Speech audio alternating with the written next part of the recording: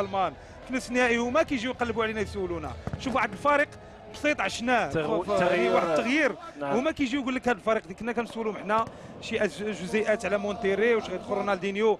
فالصحفي كيقول لك في الليله ديال الماتش مونتيري غيفوز ب5 شنا مونتيري الجمهور كيقول لك ب10. فهذه غير بمجرد على ان غوارديولا حفظ الرجاء دافعت علينا.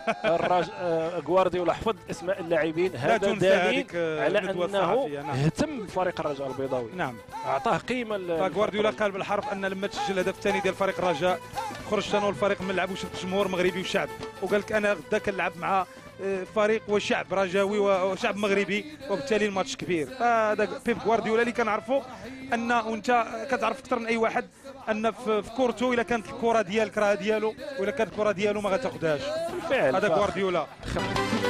الله والوالي يقين سبقانا، الله والوالي يقين سبقانا، إيمان ما يحطم إيمان ما يحطم كل راغي جبار على بلادي يا سيدي الصحراء بلادي وعلى بلادي يا سيدي وعلى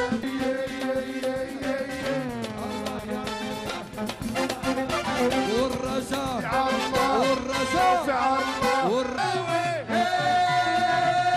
والرجاوي جوا جوا جوا جوا والرجاوي جوا جوا جوا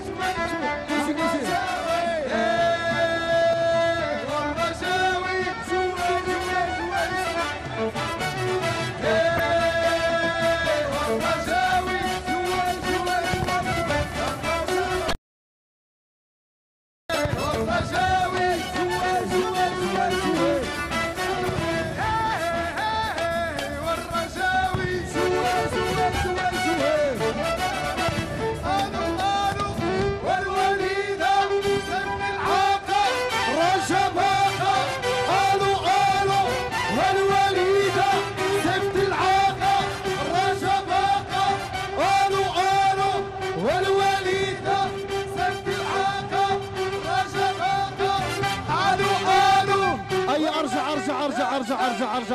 ارجع.